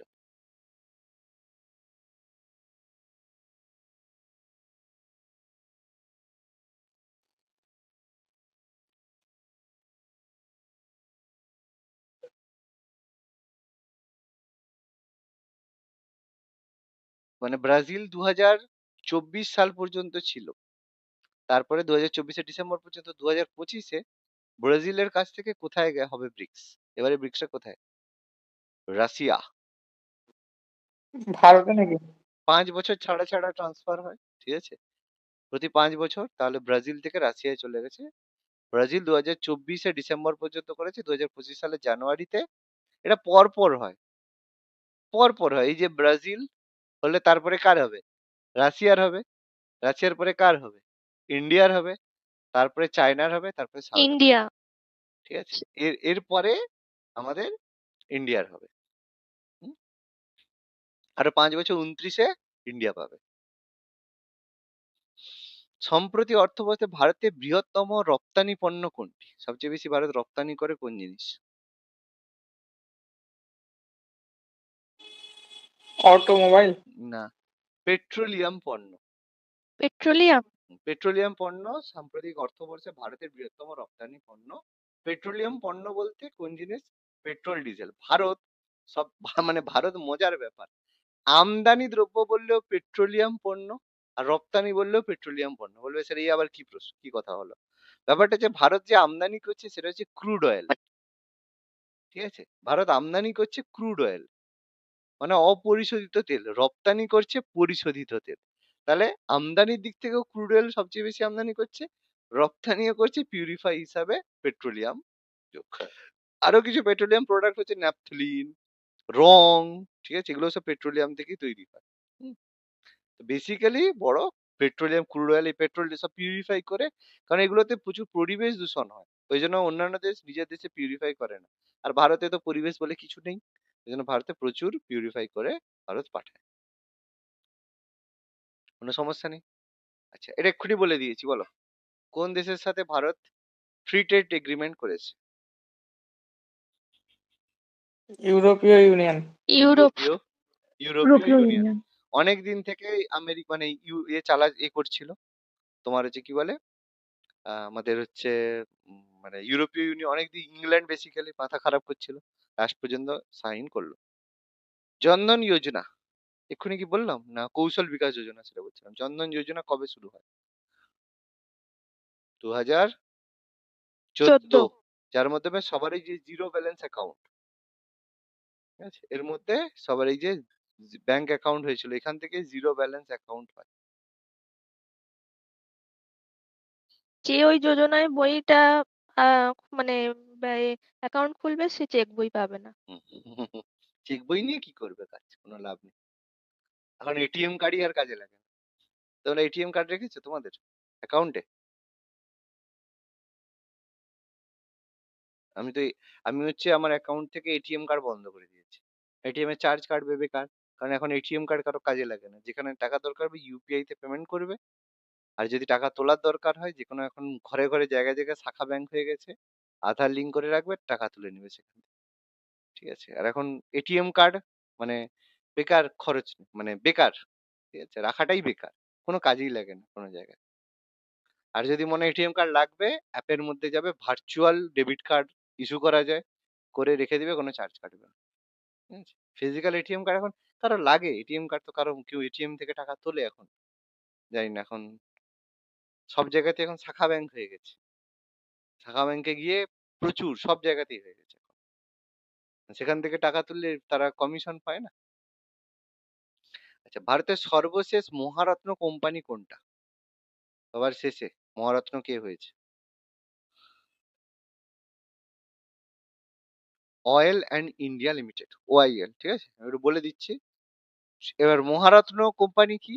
যে মহারত্ন হয়, নবরত্ন হয়, মানে যত তুমি বড় মানে ট্রানজেকশন করবে, সে মহারত্ন সবচেয়ে উপরে, তার নিচে নবরত্ন রয়েছে, তার নিচে গুণরত্ন রয়েছে। সেরকম শেষ 14তম মহারত্ন কোম্পানি হচ্ছে ওআইএল ইন্ডিয়া লিমিটেড। 2023 সালে এই মর্যাদা লাভ করেছে ওআইএল, 2023 সালে এ পেয়েছে। এটা হচ্ছে 14তম, ঠিক আছে, 14তম। এর আগে 13তম মহারত্ন হচ্ছে হল, এইচএএল হল, এ হচ্ছে 13তম, এর আগে পেয়েছে। আচ্ছা, আর এর আগে ভারত এই যে ভিল, যেটা ভিল রয়েছে, এটা হচ্ছে 2012 সালে হয়েছে। আর হিন্দুস্তান পেট্রোলিয়াম এইচপিসিএল 2018 সালে হয়েছে। এরকম হয়। এবার অনেক সময় কিছুদিন পরে এ কিন্তু তার মহারত্ন মর্যাদা থেকে সরেও যেতে পারে। তার যদি ট্রানজেকশন কমে যায়, লাভ যদি না দেখাতে পারে, সে মহারত্ন থেকে নবরত্নে নেমে যাবে, নবরত্ন থেকে গুণরত্নতে নেমে যাবে। যত তুমি লাভ দেখাতে পারবে তত হবে। ঠিক আছে? লাক্ষাদ্বীপে নিজস্ব খোলা প্রথম প্রাইভেট ব্যাংক কোনটা? কোন ব্যাংক লাক্ষাদ্বীপে প্রথম ব্রাঞ্চ খুলেছে? লাক্ষাদ্বীপে এতদিন কোনো ব্যাংক ট্যাঙ্ক ছিল না। কোন প্রাইভেট ব্যাংক প্রথম লাক্ষাদ্বীপে ব্রাঞ্চ খুলেছে? পারবে? HDFC bank. HDFC bank HDFC. প্রথম বেসরকারি ব্যাংক যারা তাদের অ্যাকাউন্ট কারাবতীতে খুলেছে। ঠিক আছে? এই তোমাকে যদি কেউ প্রশ্ন করে যে ভারতে কোন ব্যাংকে টাকা রাখা সবচেয়ে বেশি সেফ, তোমরা বলবে স্যার এসবিআই তে। আর আমি বলবো সব থেকে আনসেফ যদি কোনো ব্যাংক হয়, সেটা হচ্ছে এসবিআই। মানে যে ব্যাংকে টাকা রাখলে তোমার যে কোনো সময় টাকা হাওয়া হয়ে যেতে পারে, সেটা হচ্ছে এসবিআই ব্যাংক। আর কোন ব্যাংকে টাকা রাখলে সবচেয়ে সেফ, কোনোদিন সেই ব্যাংক ডুববে না, সেটা হচ্ছে এইচডিএফসি ব্যাংক। কোনোদিন ডুববে না, কারণ এইচডিএফসি ব্যাংকের তুমি যদি রেভিনিউ দেখো, যত টাকা সে রেভিনিউ করে, সে জীবনে ডুববে না। এইচডিএফসি ব্যাংকে ডোবানোর ক্ষমতা মানে কারো নেই, কেউ কোনোদিন ডোবাতে পারবে না। এদের অ্যাকচুয়াল যে স্ট্রং ব্যাকগ্রাউন্ড এত পাওয়ারফুল। অ্যাক্সিস, তারপরে আর তো সরকারি ব্যাংকের কথা তো বলছিই না। পিএনবি তো মানে ভাঙতে ভাঙতে ভাঙতে ভাঙতে অনেক কষ্টে নিজেকে ঢুকিয়ে রেখেছে। তো যাই হোক, চার্জ বেশি এইচডিএফসির। ঠিক আছে? তো বিশ্বে চা রপ্তানিতে ভারত কততম বৃহত্তম দেশ? লাস্ট প্রশ্ন। ও লেখাই রয়ে গেছে। এটা ভারত বিশ্বে চতুর্থতম। ঠিক আছে? বিশ্বের ভারত বিশ্বের দ্বিতীয় চা উৎপাদনকারী দেশ, কিন্তু আমদানির থেকে কম। ঠিক আছে? রপ্তানির দিক থেকে চা উৎপাদন করে ভারত দ্বিতীয়। আর রপ্তানি করলে চীন বর্তমানে বিশ্বের বৃহত্তম চা রপ্তানি করা দেশ, কেনিয়া হচ্ছে দ্বিতীয় চা রপ্তানি করে, আর চতুর্থ হচ্ছে ভারত। আর চা উৎপাদনকারী ভারত দ্বিতীয় বৃহত্তম চা উৎপাদনকারী দেশ হচ্ছে ভারত। ঠিক আছে? আচ্ছা, তাহলে আজকে কি অনেক কিছু জিনিস জানা গেল নাকি? নতুন জিনিস, হ্যাঁ স্যার। অনেক কিছু জিনিস, নতুন জিনিস জানা গেল। বাট পরীক্ষায় যেন ঠিকঠাক করে হয়। ঠিক আছে? তো সেটা ভালো করে পড়তে হবে। হুম, ঠিক আছে, চলো।